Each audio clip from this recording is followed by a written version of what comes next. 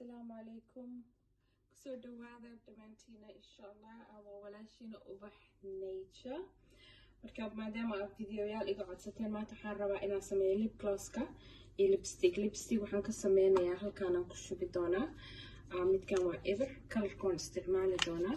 marka laba nooc aan u sameynayaa, mid waxaan ku sameynayaa Vaseline iyo color-kii, mid waxaan ku sameynayaa beeswax maxay ahayd coconut oil ayaan ku darayaa iyo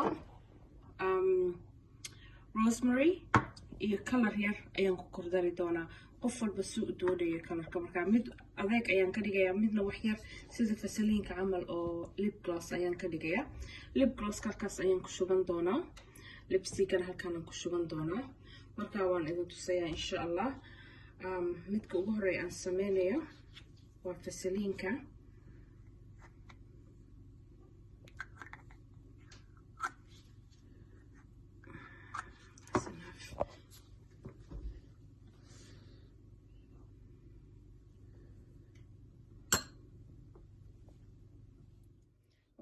intaasaan ku sameyn doonaa.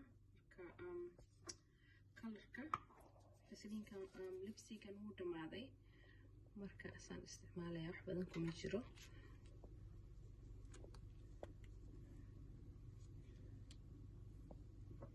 haddaa rabtidna color ayaad ku darsan kartaa. markaan waxaan isticmaalayaa wax yar colorna waan ku darayaa. lipstick-gan dhamaaday, hadhow lipstick-gan sameyn karaa oo aan ku buuxsan karaa geedahan. marka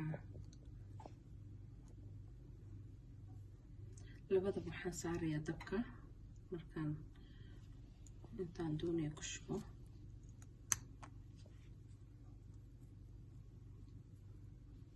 I think colorkan kuma soo baxaya, laakiin color isagoo khafiif ah ayuu kusoo baxayaa maadaama uu Vaseline ku badan yahay.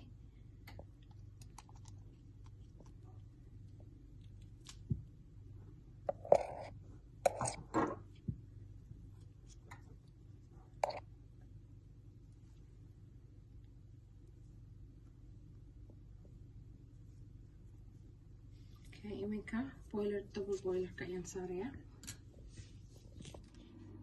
double boiler-kan iminka saarayaa, biyaan ku dhex riday.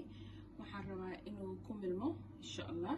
markuu liquid noqdo ayaan ka qaadaynaa. marka waan ka gaabana dabka, waqti ayaan siinaynaa ilaa uu ku milmo insha Allah, maadaama aan dabka aad u gaabinayo. marka waan idin tusi doonaa soo ku soo baxo insha Allah.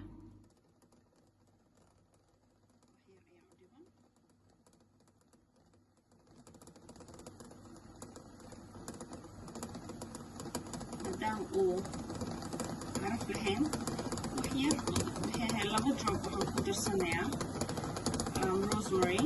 marka hadda waa diyaar, saad u aragtaan. dabka waan yara dheereeyey, sorry. wax yar waxaan ku darayaa peppermint rosemary insha Allah, laba drop. waa kaa masha Allah, caraftiisa waad yaabaysaa suu carfayo. waxaan sii saaranayaa qaybtii labaad ayaan sii saaranayaa dabka. ilaal ahaada dabkaan sii saaranayaa, u gaabinayaa intuu sii karaay. waxaan doonayaa inaan idin tuso. qaybtii koowaad waan dhameeyey. waa simple really, saa u sameysanaysid. qaybta labaad intaan ku shuban doonaa insha Allah. markaad diyaarsato markaad diyaarsato waxaad ku shubaysaa